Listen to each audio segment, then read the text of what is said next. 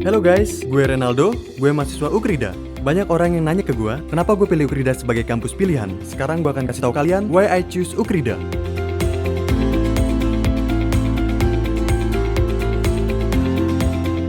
Kampus utama Ukrida, lokasinya super strategis. Akses menuju kampus juga banyak banget. Dan akses yang mudah tentunya jadi salah satu pertimbangan penting buat gue untuk milih kampus. Selain kampus utama, Ukrida juga punya kampus 2 khusus fakultas kedokteran dan kampus 3 untuk mahasiswa kelas malam yang sudah bekerja.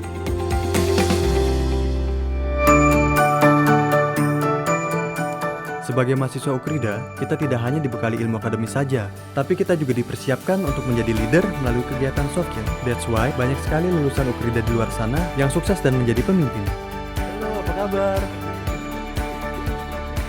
Di Ukrida, kita diajak untuk menggali potensi diri melalui fakultas-fakultasnya. Mulai dari Fakultas Kedokteran dan Ilmu Kesehatan,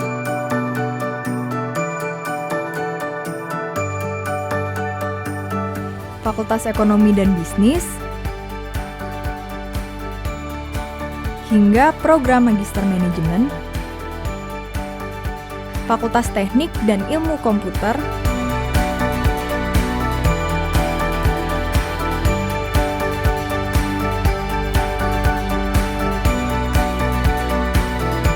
Fakultas Psikologi,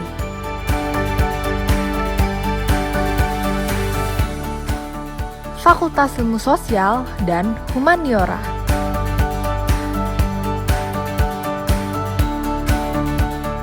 Di Ukrida, semua fakultasnya pun sudah terakreditasi dengan baik, sangat baik, dan bahkan unggul.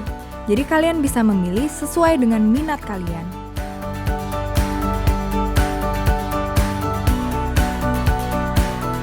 Yang jelas, masing-masing fakultas sudah didukung ruangan belajar dan ruangan praktik yang memadai.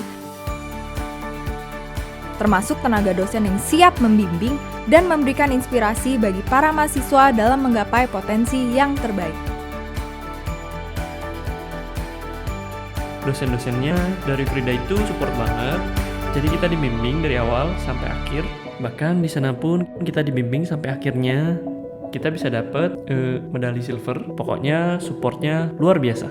Dengan adanya sistem belajar yang tepat, fasilitas yang baik, serta dosen yang mendukung, saya bisa mencapai seperti saat ini. Itu adalah karena dukungan penuh dari pihak Ukrida.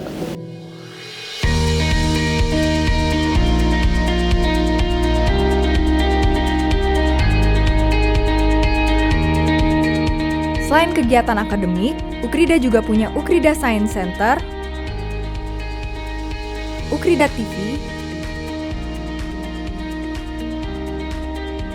serta beberapa unit kegiatan mahasiswa lainnya yang bisa jadi wadah para mahasiswa memacu pola pikir inovatif untuk bisa selangkah lebih maju sekaligus mengasah soft skill di luar jurusan mereka.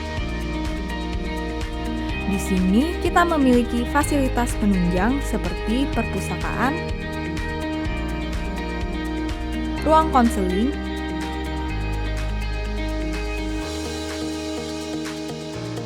area olahraga,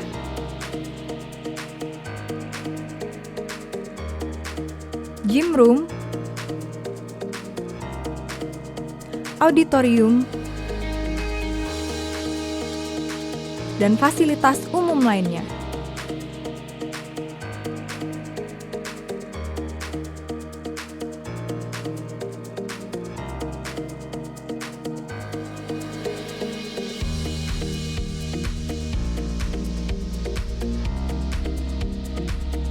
Buat kamu yang berminat masuk Fakultas Kedokteran, Ukrida sudah memiliki 2 rumah sakit pribadi yang bisa menjadi pilihan praktik kamu, sehingga kamu bisa lulus hanya dengan waktu 5 tahun. Enaknya kuliah di Ukrida, jadi sebelum lulus saya udah dapat kerjaan. Berbekal ilmu dan karakter yang ditanamkan kepada saya waktu di Ukrida, itu jadi pegangan saya selama saya menjalani karir saya di masyarakat. Sampai hari ini, saya menjadi Senior General Manager di usia 42. Di mana hal itu sebenarnya kalau di perusahaan Jepang itu sebuah rekor baru. Ya, semua itu berkat ilmu yang saya dapat dari Ukrida. So, gimana guys? Seru kan kuliah di Ukrida? Join sekarang dan temukan potensi terbaikmu. Bersama Ukrida, kita jadi pemimpin muda. Teknik Elektro merupakan salah satu program studi di Fakultas Teknik dan Ilmu Komputer UKRIDA. Berdiri sejak tahun 1967, program studi Teknik Elektro UKRIDA menawarkan dua peminatan utama, yaitu peminatan di bidang intelligent system dan robotik sebagai usaha dalam menjawab tantangan revolusi industri 4.0 dan perkembangan artificial intelligence, serta peminatan biomedical engineering sebagai jawaban terhadap tantangan dunia kesehatan yang membutuhkan dukungan teknologi untuk alat-alat kesehatan yang cerdas. Untuk menunjang peminatan tersebut, maka Teknik Elektro UKRIDA dilengkapi dengan fasilitas-fasilitas laboratorium yang memadai, seperti laboratorium rangkaian listrik, laboratorium thin film, laboratorium photonics, laboratorium robotika, dan laboratorium biomedical engineering. Di Teknik Elektro UKRIDA, kalian akan dilatih untuk menjadi inventor-inventor muda yang mandiri dan handal, belajar membuat produk-produk baru berbasis intelligent system untuk kehidupan sehari-hari dan juga untuk menunjang bidang kesehatan. Seperti yang dapat kalian lihat dari hasil karya mahasiswa kami, diantaranya Mathematics Robot, Laser Engraving, Smart Finger, dan sebagainya. Belajar di Teknik Elektro UKRIDA, mahasiswa akan dibimbing oleh tenaga pengajar yang handal yang berpengalaman dalam bidangnya. Siap untuk jadi bagian dari generasi inovator muda yang handal? Daftarkan diri kamu di program studi Teknik Elektro UKRIDA.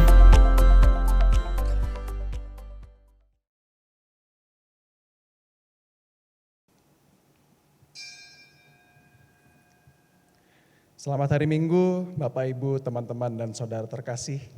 Sungguh mengucap syukur kita bisa kembali beribadah secara online dan juga kita bisa kembali bersekutu bersama walaupun jarak kita berjauhan. Di bulan September ini kita merayakan bulan diakonia. Kiranya melalui bulan diakonia ini, di dalam bulan pelayanan ini kita bisa menjadi berkat dan juga bisa meringankan beban terhadap teman-teman kita dan kepada sesama kita di tengah pandemi ini.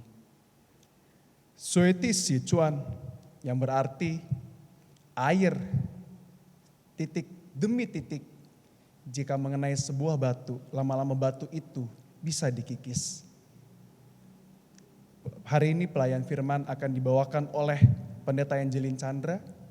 Nanti kita akan mendengarkan firman Tuhan mengenai Sueti si cuan. Mari kita siapkan hati kita dengan bersaat teduh.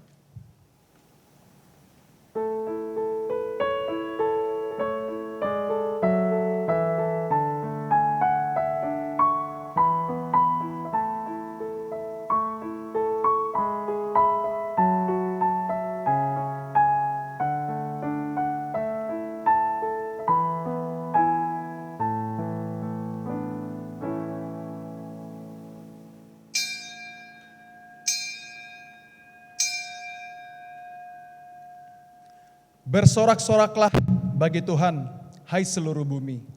Beribadahlah kepada Tuhan dengan sukacita, datanglah ke hadapannya dengan sorak-sorai. Gapura indah telah terbuka, marilah kita masuk ke rumah Tuhan.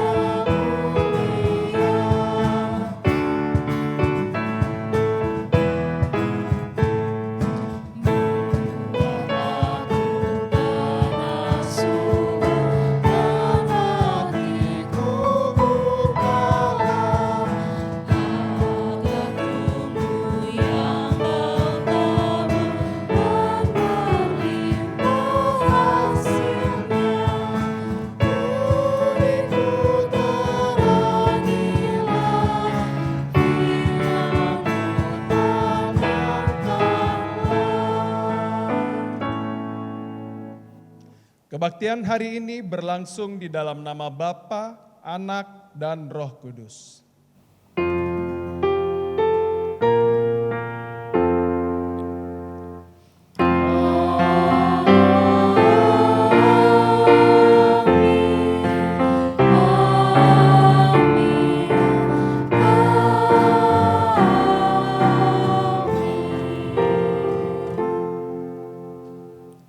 Salam sejahtera bagimu sekalian. Salam sejahtera bagimu juga. Bapak, Ibu, Saudara, dan teman-temanku, kita patut mengucap syukur kepada Tuhan. Di tengah pandemi ini, kita masih bisa menikmati hadirat Tuhan, kita masih bisa bersekutu kepada Tuhan, walaupun memang kita bisa bersekutu hanya melalui YouTube. Saya juga rindu pada saatnya nanti kita bisa berkumpul bersama-sama dengan teman-teman di tengah pandemi ini.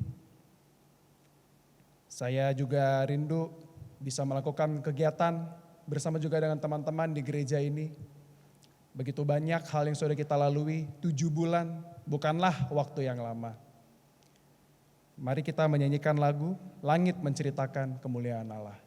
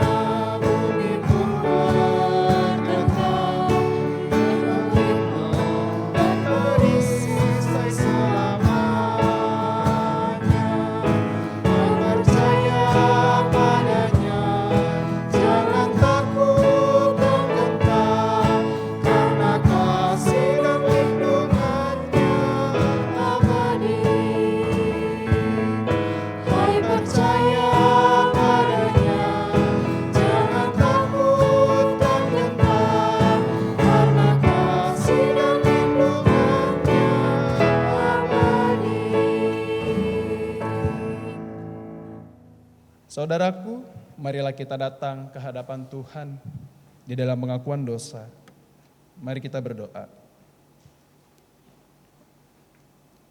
Bapa di dalam sorga, kami mengucap syukur ya Tuhan, ketika selama 7 bulan ini, Engkau terus selalu ada di hadapan kami ya Tuhan. Engkau selalu ada menuntun kami dan melindungi kami dimanapun Engkau berada. Namun ya Tuhan,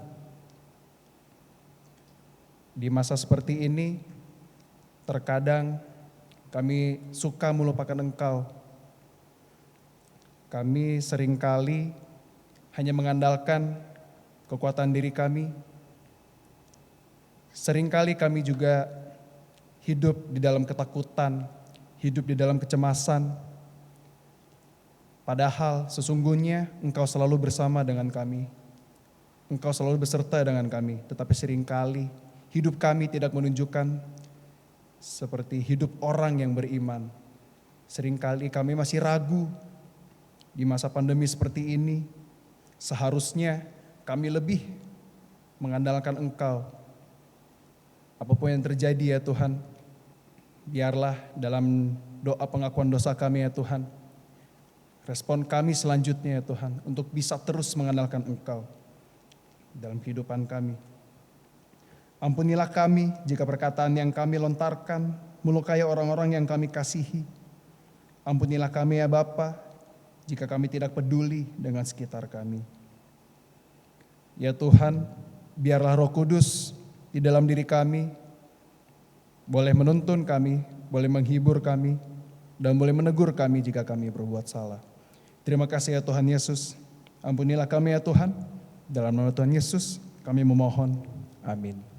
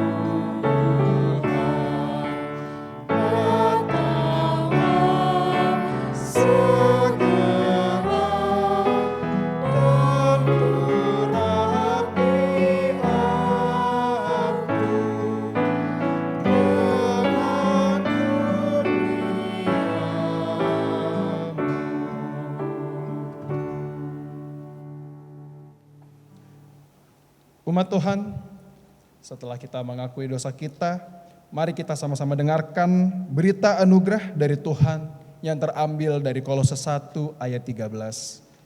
Yang berbunyi demikian, Ia telah melepaskan kita dari kuasa kegelapan dan memindahkan kita ke dalam kerajaan anaknya yang kekasih. Di dalam Dia kita memiliki penebusan kita, yaitu pengampunan dosa.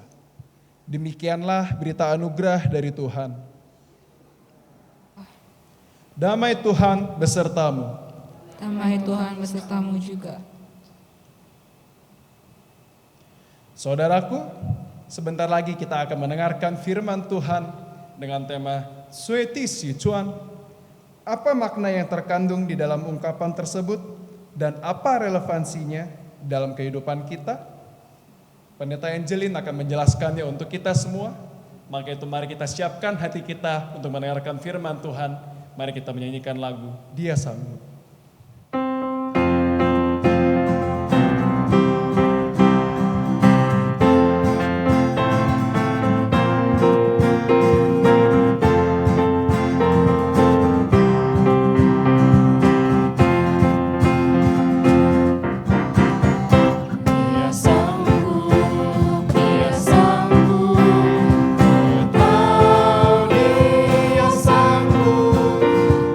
Tuhanku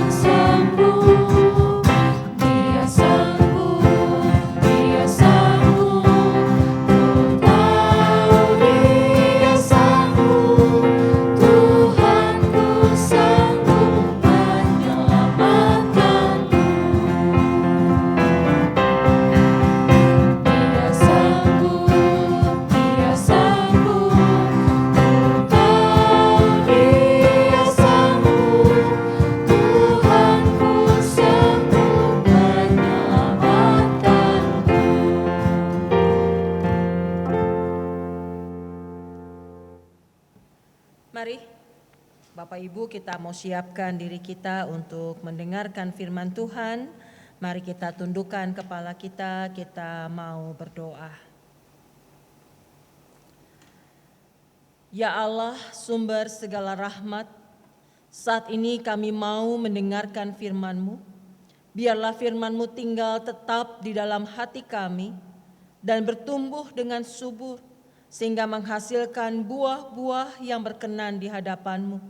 Di dalam nama Tuhan Yesus Sang Firman yang hidup, kami memohon. Amin. Mari kita membuka Alkitab kita, saudara-saudara. Pada saat ini kita mau belajar bersama-sama dari surat Yakobus.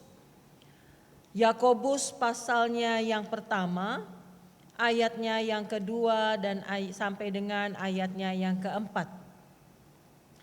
Surat Yakobus pasalnya yang pertama, ayatnya yang kedua sampai dengan ayatnya yang keempat. Saya akan bacakan untuk Bapak Ibu Saudara sekalian, dengarkanlah firman Tuhan. Saudara-saudaraku, anggaplah sebagai suatu kebahagiaan apabila kamu jatuh ke dalam berbagai-bagai pencobaan. Sebab kamu tahu bahwa ujian terhadap imanmu itu menghasilkan ketekunan, dan biarkanlah ketekunan itu memperoleh buah yang matang, supaya kamu menjadi sempurna dan utuh dan tak kekurangan suatu apapun. Sekali lagi dikatakan dalam ayat yang keempat, dan biarlah ketekunanmu itu memperoleh buah yang matang, supaya kamu menjadi sempurna dan utuh dan tak kekurangan suatu apapun.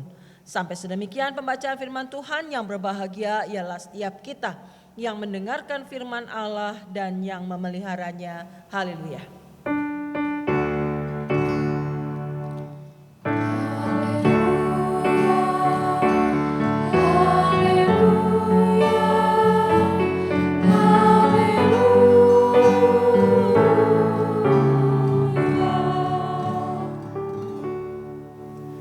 Saudara-saudara yang dikasihi oleh Tuhan Yesus Kristus, nanti ya saya ngomong Cinanya. Jangan sekarang, takutnya nanti semakin terkenal saya disuruh ngomong pakai bahasa Cina, kan rada repot ya nggak Yos gitu ya. Ya, sebelum kita bahas lebih lanjut, saya pengen bertanya. Kebetulan di depan ini ada Mas Adi, ada Yosua gitu ya. Ada Mas Adi dan ada Yosua. Kenapa saya bersyukur ketika tadi begitu datang mau ke gereja lalu mau khotbah, ada Mas Adi lega. Lalu lihat ada Yosua, lebih lega lagi. Kenapa saya lega lihat mereka berdua? Karena mereka baru naik gunung, saudara-saudara. Dan kenapa saya lega? Karena hari ini saya ingin mengajak kita belajar atau berpikir, berimajinasi tentang naik gunung nih. Gitu ya. Yosua kan habis naik gunung nih Yos. Kita lagi mau talk show, wawancara saudara-saudara. Apa sih yang harus dilakukan pada saat baru rencana nih? Aku mau naik gunung. Kira-kira apa yang dilakukan? Gak mau nanya Mas Adi, karena kalau Mas Adi itu sudah lebih pro. Nanyanya yang Yos dulu. Dia lebih pro dari Mas Adi. Yos, yang disiapin apa sih? Yang udah pasti sih peralatan. Pakai mic ya? Pakai mic. Iya, biar kelihatan. Kamu sambil diri dong. Iya. Kapan lagi ngerjain Yosua? Kalau yang udah pasti siapin peralatan yang diperlukan. Peralatannya apa aja tuh Yos? Kalau saya dari sepatu gunung, dari baju gunung gitu. Sama celana pun ada celana gunung juga. Ada celana gunung. Ada celana Bapak gunung Ibu ya, juga. yang celana gunung tuh yang ada gambar gunungnya gitu ya. Baju gunung juga yang ada gambar gunungnya Iya. ya. Persiapin peralatan, sepatu gunung, baju gunung, celana gunung, apa lagi?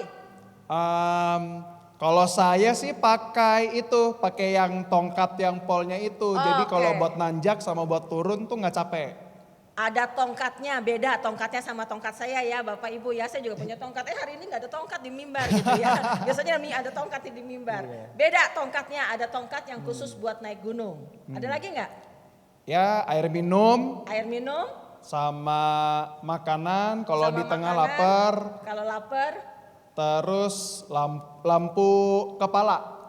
Lampu kepala. Lampu kepala. Lampu kepala. Ya. Oke, lampu kepala bukan petromak ya, saudara-saudara ya di sini. Enggak. Ya. Lampu kepala. Lampu Ada lagi tenda nggak? juga ada. Lampu tenda ada Iya. juga lain. Ada lagi yang disiapin Ya sama dan Yosua? ya Yosua? ya sama ya sisanya sih Mas ya, Adi. Mas Adi. Ya, oke. Sisanya Mas Adi. Sisanya Kalau Mas Mas Adi yang disiapin apa Mas Adi? Pakai mic diri di depan. Ayo Mas Adi. Kapan lagi ngerjain Mas Adi? Ini saya udah Oh ya udah duduk dulu, udah duduk dulu. Bapak Ibu ini nggak ada di skenario ya. Di luar skenario memang. Biasanya fisik pasti, jadi kita Siapin fisik. 1 minggu 2 minggu sebelumnya udah jalan atau nggak lari, Oke. olahraga. Siapin olahraga, siapin fisik ya, siapin olahraga artinya mulai jalan, lari ya supaya kakinya nggak syok, nggak Iya, kaget ya. Apalagi Mas Adi yang disiapin? Biasanya juga makanan juga udah mulai diatur sih Bu, jadi asupan Oh, vitamin. bukan makanannya gizi. buat dibawa, Bukan, tapi makanan yang persiapan masuk awal, ke dalam ha. tubuh kitanya yang Biasa kan mesti kalau anak diatur. kosan kan makanya nasi telur. Nggak usah, gitu. nggak Jadi usah ini harus, diperpanjang oh enggak ya? kosannya gitu loh. Oke, biasanya kita nasi telur berubah jadi nasi ayam gitu ya? Enggak juga Bu. Oh Yang enggak, penting, kira telurnya udah makanannya- pecah gitu, udah apa. Yang penting asupannya buah cukup gitu. Jadi Oke. supaya kita fisik Fit. kita juga fit. Oke, ada lagi nggak Mas Adi yang Ya disiapin? istirahat yang cukup, selebihnya sih barang-barang tadi kayak perlengkapan naik gunung juga disiapkan tadi kayak yang Oke. Yosua bilang. Oke, thank you. Sudah. Nanti panggil lagi ya. Iya, Bapak Ibu ini mereka beneran pernah naik gunung. Kalau saya paling banter Gunung Sahari sama Gunung Mulia gitu ya saudara-saudara. Tetapi bukan soal perlengkapan yang mau disampaikan, bahwa ada persiapan begitu ada rencana bahwa saya mau naik gunung, maka ada persiapan yang dilakukan. Saya kenal Mas Adi beberapa kali kalau dia mau mulai naik gunung itu saya taunya nih ya. Kalau Bu nanti saya mau cuti ya, saya tahu tuh kalau begitu dia bilang dia mau cuti berarti dia mau naik gunung. Dan ketika dia bilang saya mau cuti ya Bu akhir bulan A gitu ya. Maka saya tahu dari awal bulan dia mulai rajin fitness, dia mulai rajin berenang gitu ya. Mulai rajin ini dan itu saudara-saudara. Kenapa? Karena persiapan itu penting. Persiapan itu penting dan tadi Yosua mengatakan ketika ada rencana nih karena planning naik gunung itu enggak cuman oke, besok kita naik, enggak begitu. Tetapi dari sekian hari sebelumnya, sekian minggu sebelumnya sudah dikatakan, oke saya mau naik gunung, maka Yosua sudah mulai cari sepatu gunung. Dia mulai cari persiapan-persiapan yang harus dilakukan.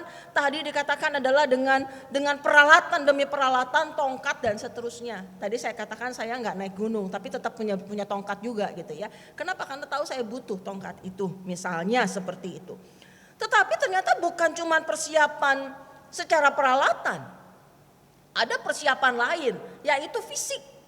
Ya, tadi dikatakan oleh Mas Adi misalnya, oh saya mulai jalan, saya mulai lari, saya memperhatikan juga asupan yang masuk ke dalam tubuh saya supaya saya menjadi fit. Ya, menjadi fit. Apalagi sih yang diperlukan selain fisik, selain peralatan? Saya pikir mesti disiapkan juga adalah mental. Ya. Mempersiapkan mental, ini saya lagi sok tahu nih Bapak Ibu ya. Mempersiapkan mental. Kenapa harus mempersiapkan mental? Karena sekarang kita berlanjut nih Yos, tadi kan mau jalan. Sekarang mulai naik gunungnya. Begitu naik gunung apa yang kamu temukan? Diri lagi, diri lagi. Begitu naik gunung kira-kira apa sih yang kamu temukan dan apa perasaan yang muncul? Lalu pengalaman apa yang terjadi? Karena ini saya baru 2 kali naik Oke. gunung gitu. Yang saya temukan yang udah pasti keindahan alam. Ya, lebih berat mana yang pertama sama yang kedua? Lebih berat yang kalau menurut saya pribadi sih lebih berat yang pertama. Lebih berat yang pertama, kenapa? Kalau yang pertama itu jalannya tuh harus pakai tali semua. Oh jalannya pakai tali Iya. semua, kalau ini pakai kaki Kalau semua. ini bener-bener iya. Oke. Dode pakai kaki sih Bu. Pakai kaki juga, Iya. lebih berat pakai Jadi tali. Spiderman dong Pakai saya. kaki, berat ya pakai tali semua. Lebih Betul. curam kah begitu maksudnya? Iya lebih Oke, curam. kondisinya lebih curam. Iya. Oke, ada lagi? Kalau yang Tantangan apa yang didapat?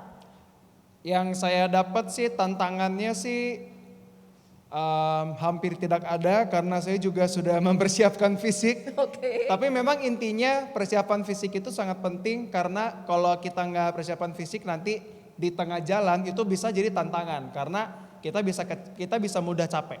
Capek nggak sih Jo? Kalau saya sih enggak. Jalan berapa lama sih? Kalau saya naik, ya saya sama Mas Adi jalan itu naik kurang lebih 4 sampai 5 jam. Jam, bukan 4 menit ya. sampai 5 jam. Pengennya menit. Pengen menit. Jadinya jam, 4 Iya. sampai 5 jam. Oke, thank you Yos. Iya. Nah, sekarang Mas Adi diri lagi, ke mimbar lagi, ke itu lagi, ke mic lagi. Seneng banget aku hari ini khotbah. Enak. Mas Adi kan naik gunung udah Ya. banyak. Yosua kan baru 2 kali. Ya. Mana yang paling susah? Yang paling susah gunung mana maksudnya? Iya, gunung mana yang paling susah? Semua punya kesusahannya sendiri. Apa sih susahnya? Banyak. Kesempatan loh biar orang-orang pada naik gunung Jadi loh. yang paling berkesan dan menantang adalah ketika di Semeru sih Bu sebenarnya. Yang paling menantang di Semeru. Kenapa Mas? Semeru itu Di menjadi Semeru menantang? itu karena nginep campingnya itu kalau yang lain 1 malam, ini kita harus 3 malam di gunung gitu Nah ya. pengennya kali 3 malam. Enggak memang Oh begitu memang Bu, harus memang 3 malam. Oke. Jadi campnya harus 3 malam di Gunung. kemudian pas lagi naik ke puncaknya itu memang treknya berpasir, jadi naik 3 langkah turun 2 langkah gitu. Itu lebih ke mental sih.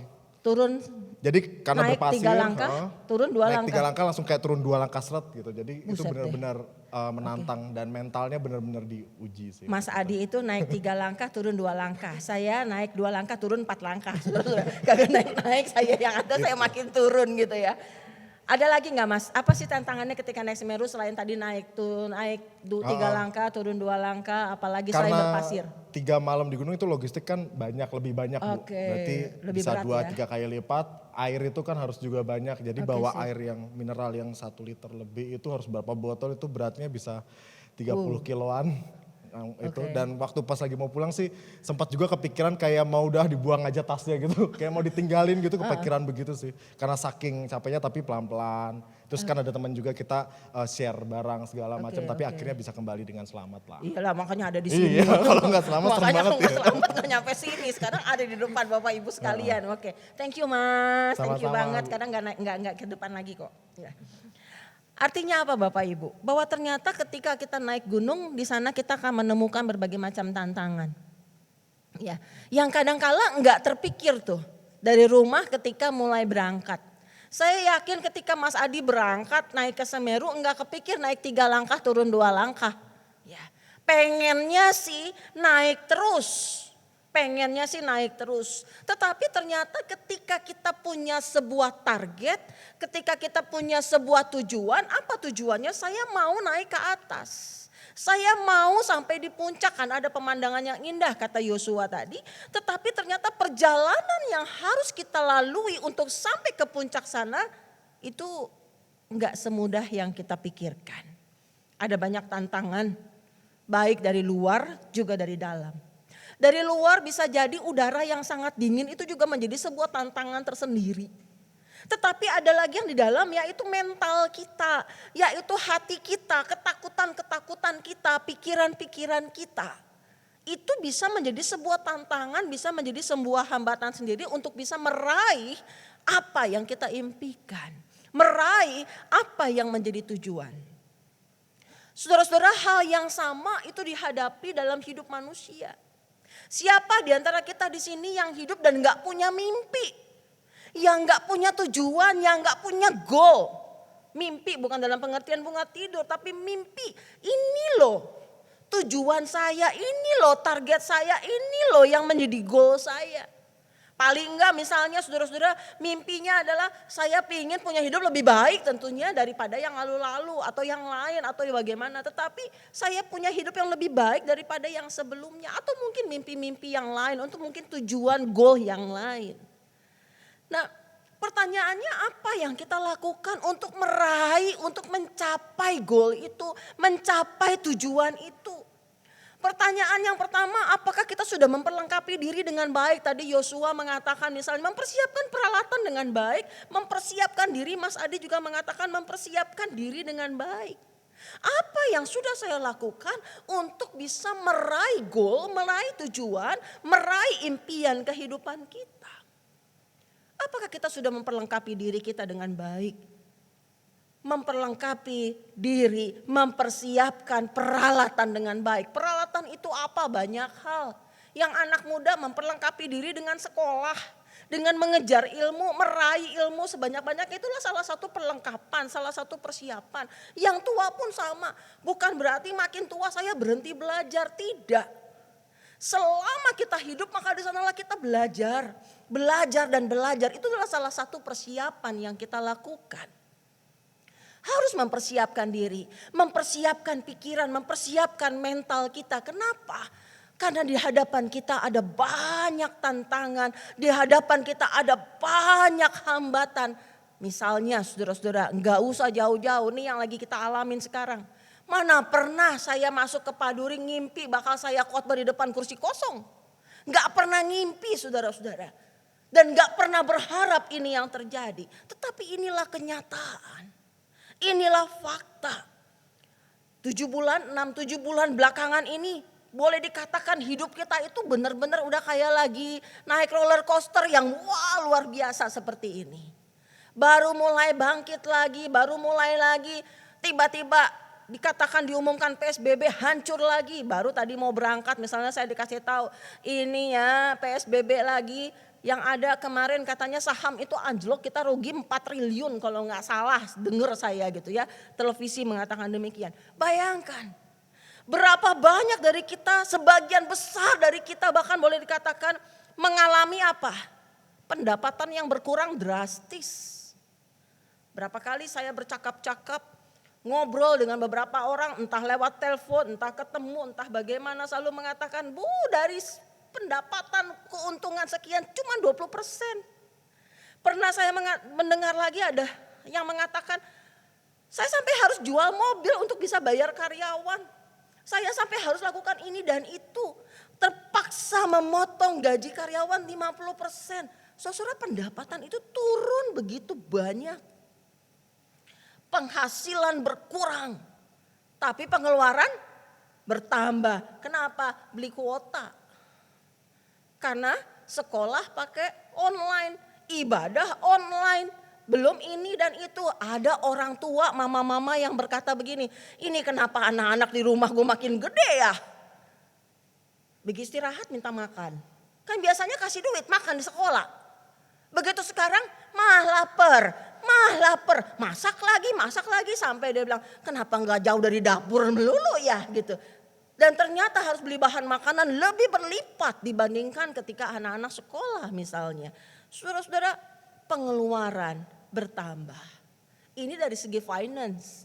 Belum lagi stres, belum lagi kesehatan, belum lagi masalah dengan pasangan, dengan anak. Katanya yang saya dengar survei mengatakan pasangan suami istri makin lebih banyak bertengkar pada saat ini dibandingkan dulu-dulu. Kenapa saudara-saudara? Kalau dulu pagi-pagi si istri nyiapin masakan, suami berangkat kantor, dia bisa drakor, bisa tidur lagi, bisa juga beberes rumah, anak-anak udah sekolah. Sekarang selesai masak pagi, anak-anak mulai online, suami tetap ada di rumah WFH, kagak bisa ngerjain ini, gak bisa ngerjain itu. Tiba-tiba anak mah lapar, masuk dapur lagi, ngerjain dapur, makan, sediain makan, baru selesai buat snack, tiba-tiba kayaknya udah jam makan siang, masuk dapur lagi. Saudara-saudara stres, ya stres. Menghadapi situasi yang seperti ini gak mudah.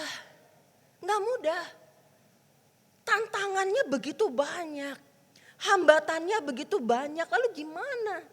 Gimana cara kita mengatasinya?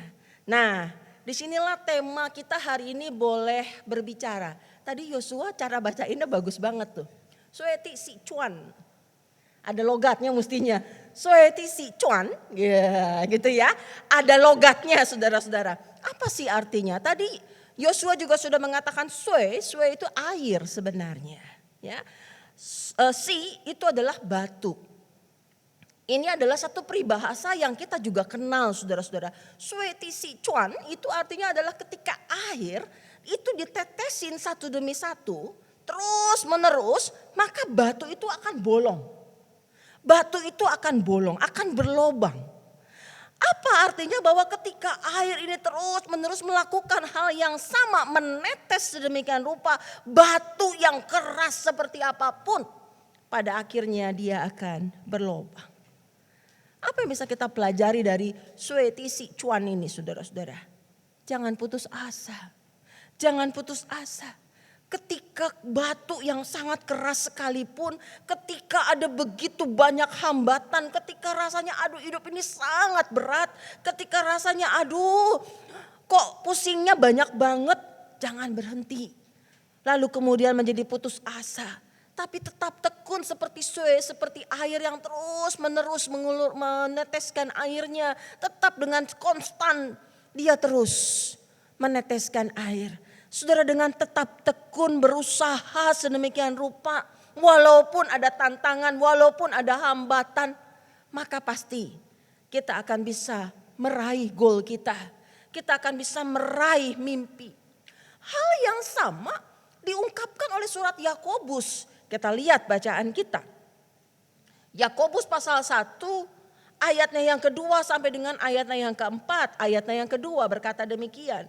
Saudara-saudaraku, anggaplah sebagai suatu kebahagiaan apabila kamu jatuh ke dalam berbagai-bagai pencobaan. Dari ayat ini Yakobus mau mengajak umat supaya apa? Supaya tidak tenggelam di dalam yang namanya kesedihan dan masalah. Maka dia katakan adalah apabila kamu jatuh ke dalam pencobaan. Rupanya pada saat itu jemaat yang dilayani oleh Yakobus ini mereka sedang dalam kondisi sangat susah. Mereka mengalami sangat penuh dengan penderitaan. Ya. Kalau kita lihat bagian atas maka surat ini ditujukan kepada kedua belah suku di perantauan. Maka saudara dalam perantauan itu mereka menemukan banyak sekali tantangan, menemukan banyak sekali hambatan dan hidup mereka penuh dengan penderitaan. Dalam kondisi yang seperti ini Yakobus mengatakan anggaplah sebagai suatu kebahagiaan. Mengajak mereka untuk melihat dengan cara yang positif. Betapa godaannya sangat besar untuk melihat dengan cara yang negatif dalam situasi yang sangat sulit. Aduh Tuhan kok kayak begini? Ini kan ngapain sih hidup kayak gini? Negatif sekali. Nah di sini Yakobus mengajak untuk melihat dengan cara yang positif. Anggaplah sebagai suatu kebahagiaan. Melihat dengan cara yang positif. Maka suka dikatakan bersukacitalah senantiasa, mengucap syukurlah. Bukan hanya ketika senang tapi juga ketika susah. Bukan hanya ketika happy tapi juga ketika ada begitu banyak tantangan. Belajar untuk mengucap syukur. Belajar untuk melihat dengan cara yang baik. Lalu ayatnya yang ketiga dan ayat yang keempat.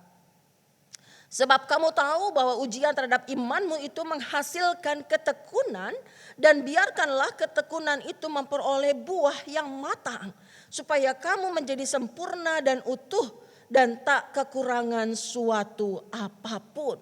Maka di sini kita melihat dikatakan adalah biarlah kamu menghasilkan apa? Ketekunan.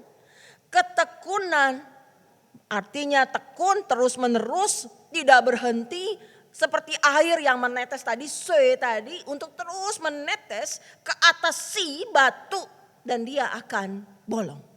Dia akan akhirnya berlubang. Ketekunan dikatakan ayatnya yang keempat, kamu akan memperoleh buah yang matang. Sebuah ketekunan yang terus menerus tidak putus asa maka akan menghasilkan buah yang matang. Ketika mulai naik gunung, lelah lalu mengatakan, oke, aku berhenti, aku gak mau jalan lagi. Nyampe gak ke puncak? Gak akan pernah sampai.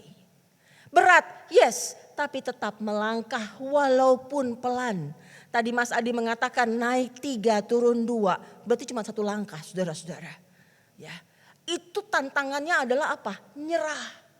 Aduh, lelah, capek. Yang benar aja naik 3 turun 2. Padahal kalau kita pikir naik 3 turun 2 masih maju 1 loh. Tadi saya katakan saya naik 2 turunnya 4 berarti minus gitu ya. Artinya masih melangkah. Maka ketika masih melangkah jangan putus asa. Hidup berat yes. Susah yes. Tapi jangan berhenti. Jangan kemudian kita menjadi putus asa. Mari tetap melangkah. Mari tetap dengan tekun kita meraih impian kita. Meraih terus goal kita, tujuan kita. Jangan pernah berhenti. Karena itulah yang dikatakan Yakobus. Tapi itu juga yang dikatakan oleh pepatah Cina, Sui Ti Si Chuan. Ya, supaya kita boleh tetap tekun, tetap berjalan. Lalu apa kaitannya saudara-saudara dengan bulan keluarga? Tadi Mas Adi misalnya mengatakan, juga Yosua mengatakan bahwa ketika naik gunung itu enggak sendirian saudara-saudara. Tapi ada teman. Ada teman yang berjalan bersama-sama. Dalam upaya naik ke puncak itu bukan cuma sekedar peralatan yang komplit. Bukan cuma sekedar fisik yang siap. Tetapi ada kawan yang bersama-sama dengan kita. Kawan yang bagaimana, harusnya bukan kawan yang menjatuhkan, tetapi kawan yang menopang, kawan yang boleh berjalan bersama-sama, kawan yang boleh menguatkan kita, menolong kita ketika kita melewati jalan-jalan yang terjal. Tadi saya katakan saya sih nggak sampai naik gunungnya gunung tinggi pendek-pendek aja gitu ya. Tetapi kalau saya harus melewati jalan yang sulit, saya tahu ada teman saya yang akan siap menolong menarik saya untuk bisa naik ke atas. Berapa kali saya menemukan dan saya merasakan bagaimana ketika jalan sulit dan kaki saya agak sulit untuk melangkah, maka ada teman saya yang kemudian mengulurkan tangan. Teman saya itu bisa macam-macam tuh. Bisa suami, bisa anak, bisa juga rekan, bisa kawan, bisa yang lain yang kemudian akan menarik saya untuk bisa melewati jalan. Ketika susah juga sama. Ya, ketika turun dan susah, saya ingat ketika kemarin Irin mesti turun dari tempat yang sangat curam dan dia nggak bisa turun, dia nggak tahu gimana caranya turun. Saya udah colek Mas Adi, bantuin tuh gitu ya. Tapi kemudian ada satu orang lain yang langsung menghampiri dan kemudian mengatakan, "Nak, kakimu ke sini dulu, kamu ke sebelah sini dulu, kakimu ke sini dulu," baru kemudian turun dan berhasil turun. Saudara-saudara, itulah teman yang boleh menolong, yang boleh memberikan semangat, yang boleh terus membangkitkan kita ketika kita jatuh, ketika kita gagal, ketika kita mengalami berbagai macam kesulitan. Dan di masa yang sulit ini, dalam bulan diakonia ini, kita boleh menjadi teman. Kita boleh menjadi teman yang apa? Teman yang boleh menolong, teman yang boleh berjalan bersama-sama, teman yang boleh membangkitkan semangat. Teman yang boleh membuat kita, ayo kita bisa jalan. Ayo jangan putus asa. Ayo seperti seperti air yang terus menerus meneteskannya. Tekun. Dan pada akhirnya nanti tujuan kita akan tercapai. Goal kita akan kita peroleh. Impian kita akan bisa kita raih. Kenapa? Karena ada Tuhan juga yang tidak pernah meninggalkan kita barang sedetik pun. Itu yang boleh menolong kita. Juga kawan-kawan yang ada di sekitar kita boleh menopang kita untuk melewati segala hal. Tuhan menolong kita semua. Amin.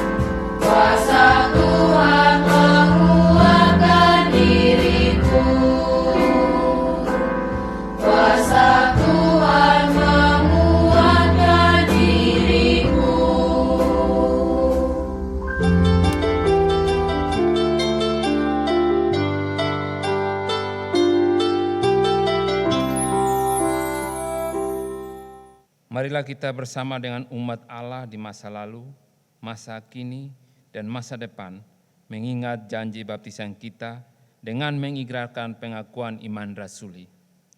Aku percaya kepada Allah, Bapa yang Maha Kuasa, Khalid langit dan bumi, dan kepada Yesus Kristus, anaknya yang tunggal Tuhan kita, yang dikandung dari Roh Kudus, lahir dari anak darah Maria, yang menderita sengsara di bawah pemerintahan Pontius Pilatus, disalibkan, mati dan dikuburkan, turun ke dalam kerajaan maut. Pada hari yang ketiga, bangkit pula dari antara orang mati, naik ke surga, duduk di sebelah kanan Allah, Bapa yang Maha Kuasa. Dan dari sana ia akan datang untuk menghakimi orang yang hidup dan yang mati. Aku percaya kepada Roh Kudus, gereja yang kudus dan am, persekutuan orang kudus, pengampunan dosa, kebangkitan orang mati, dan hidup yang kekal. Amin. Silakan duduk.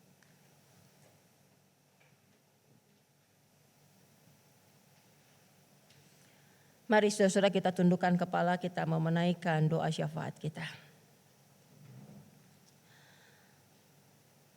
Bapa, mampukanlah kami untuk bisa menjadi seperti sui, seperti air yang menetes terus-menerus. Mampukanlah kami bisa menjadi orang-orang yang tidak mudah putus asa ketika ada berbagai macam tantangan, hambatan di hadapan kami. Kami menyadari bahwa hidup kami tidak selalu berjalan dengan mulus. Terkadang kami menghadapi tantangan dan hambatan, tapi biarlah Bapa kami boleh melangkah dan melangkah bersama dengan Tuhan dan teman-teman di sekitar kami. Dan mampukanlah kami agar kami juga boleh menjadi teman bagi sekitar kami. Teman yang boleh menopang, teman yang boleh memberikan semangat, yang menolong agar bisa menggapai tujuan kami.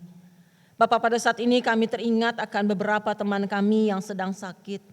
Kami teringat akan Ibu Sinta Sutardi, Ibu Mariati Chandra, Bapak Johan Hartono, Saudari Areta, Bapak Yahya Wangsa Saputra, Ibu Teli Kurniawan, Bapak Yevon Stege, Ibu Anita, Bapak Cendana Wiraya, Ibu Oni Nugraha, Oma Linda Tandayu, Bapak Heri Setiawan, Bapak Karel Katu Siktimu, Ibu Isnarti Hananto, Ibu Tuti Marwiyah, Bapak Michael Loho, Bapak Winardi Chandra, dan mungkin masih ada lagi yang lain Tuhan, yang kami tahu saat ini sedang terbaring sakit. Biarlah Engkau yang boleh menjamah mereka satu demi satu. Engkau yang boleh melawat mereka sehingga mereka boleh mendapatkan kekuatan yang asalnya dari Tuhan saja. Sehingga biarlah saudara-saudara kami ini boleh semakin hari semakin dikuatkan dan dipulihkan keadaannya. Bapak, kami juga mengucap syukur bersama dengan teman-teman kami, saudara-saudara kami yang berulang tahun sepanjang minggu ini.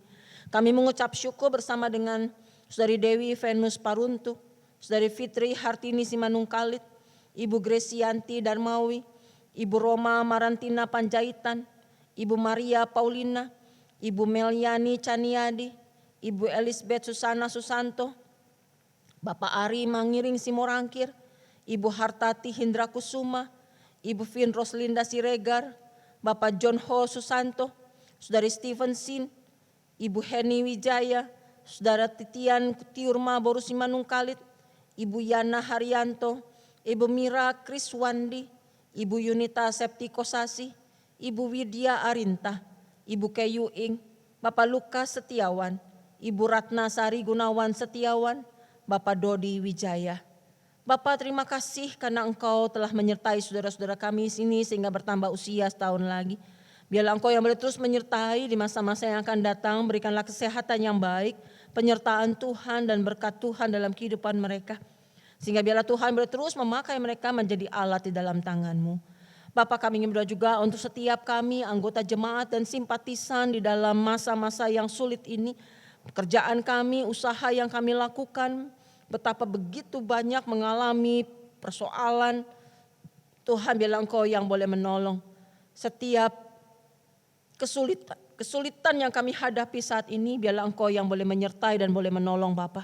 Agar kami boleh mengatasi setiap kesulitan kami bukan dengan kekuatan kami sendiri, tetapi dengan kekuatan yang asalnya dari Tuhan saja. Kami yang sedang menghadapi persoalan dengan keluarga, dengan pasangan kami, dengan anak-anak, dengan orang tua, Tuhan berikanlah kepada kami hikmat untuk juga bisa mengatasinya dengan baik. Kami ingin berdoa juga untuk gereja kami, GKI Kepaduri. Kami berdoa untuk setiap pendeta dan para penatua dan TPG yang ada. Kami berdoa untuk setiap karyawan, untuk setiap aktivis, anggota jemaat, simpatisan. Tuhan tolong supaya kami semuanya boleh Tuhan pelihara dengan baik. Tuhan tolong supaya kami boleh mendapatkan kesehatan yang baik. Kami boleh menjaga diri kami dengan baik. Dan Tuhan juga yang boleh menyertai sehingga setiap program-program kerja kami dapat kami lakukan juga dengan penuh tanggung jawab. Kami berdoa juga untuk para pemimpin negara kami Tuhan. Engkau yang boleh menyertai mereka dalam mengambil keputusan. Berikanlah hikmat, berikanlah hati yang takut akan Tuhan. Supaya mereka boleh mengambil keputusan dengan baik dan dengan bijaksana. Terima kasih ya Tuhan. Kami naikkan doa kami yang jauh dari sempurna ini. Hanya dalam nama Tuhan kami Yesus Kristus yang sudah mengajarkan kami berdoa.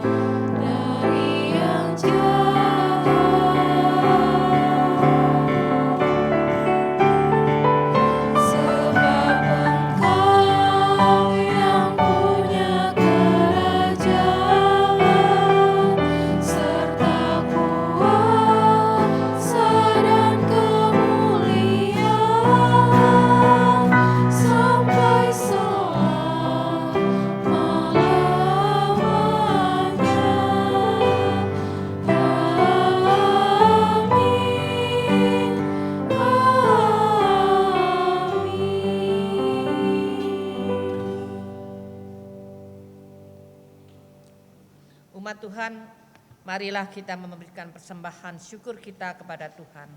Saudara dapat menyampaikannya dengan 3 cara. Pertama, mentransfer ke rekening BCA dengan nomor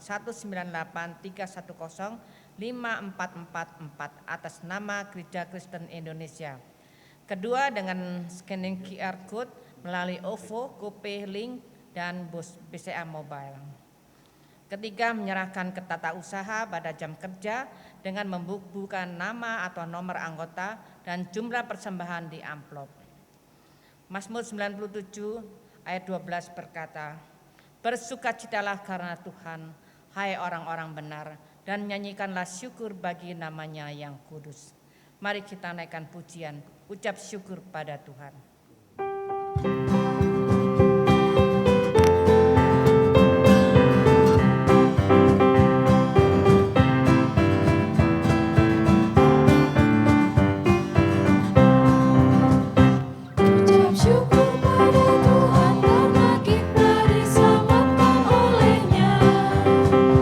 Senandungkan lagu baru baginya.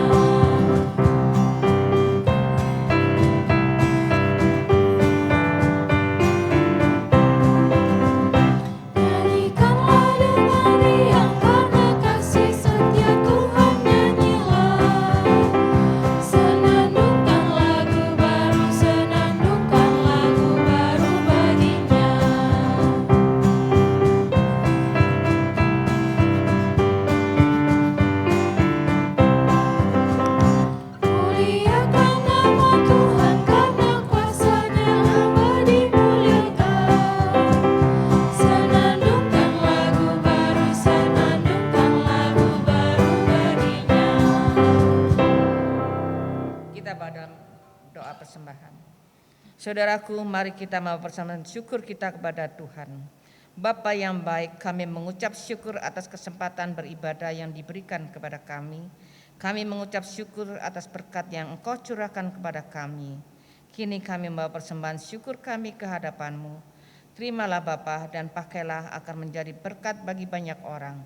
Di dalam nama Tuhan Yesus kami berdoa dan mengucap syukur. Amin.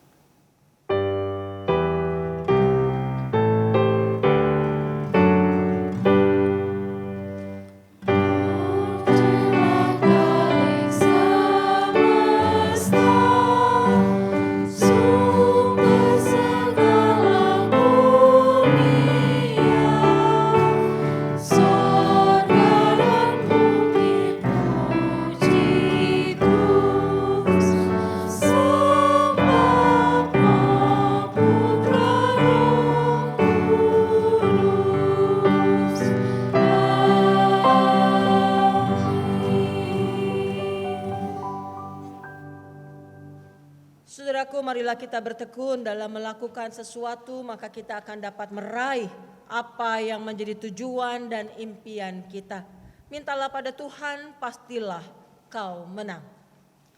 Lawanlah godaan, selalu bertekun, itulah yang akan menjadi pujian kita. Karena tiap kemenangan, maka kita akan tambah teguh.